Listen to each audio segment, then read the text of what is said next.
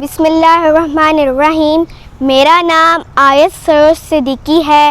میں sacred heart convent school میں پڑھتی ہوں۔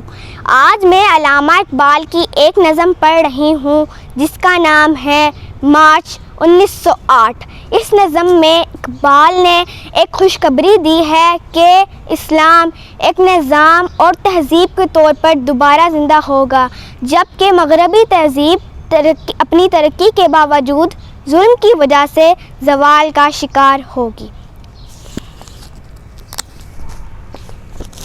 زمانہ آیا ہے بے حجابی کا،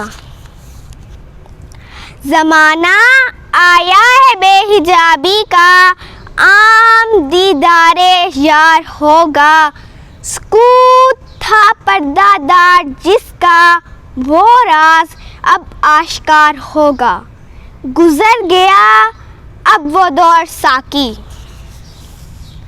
گزر گیا اب وہ دور ساقی کہ چھپ کے پیتے تھے پینے والے، بنے گا سارا جہان میں خانہ، ہر کوئی بادہ خار ہوگا۔ کبھی جو آوارہ جنوں تھے، کبھی جو آوارہ جنوں تھے، وہ بستیوں میں پھر آ بسیں گے، برہ نہ پائی وہی رہے گی مگر نیا خار زار ہوگا۔ سنا دیا گوشے منتظر کو، سنا دیا گوشے منتظر کو، حجاز کی خاموشی نے آخر، جو عہد صحرائیوں سے باندھا گیا تھا وہ پھر استوار ہوگا۔ نکل کے صحرا سے جس نے، نکل کے صحرا سے جس نے روما کی سلطنت کو الٹ دیا تھا، سنا ہے قدسیوں سے میں نے وہ شعر، پھر ہوشیار ہوگا۔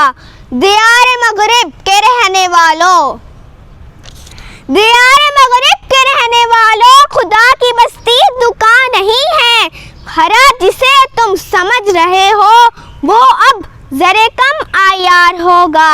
تمہاری تہذیب، تمہاری تہذیب اپنے خنجر سے آپ ہی خودکشی کرے گی، جو شاخ نازک پہ آشیانہ بنے گا ناپائیدار ہوگا۔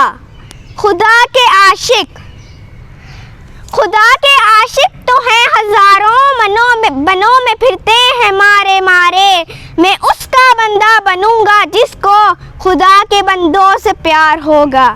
میں ظلمت شب، میں ظلمت شب میں لے کر نکلوں گا اپنے درماندہ کارواں کو، شرف شاں ہوگی آہ میری، نفس میرا شعلہ بار ہوگا۔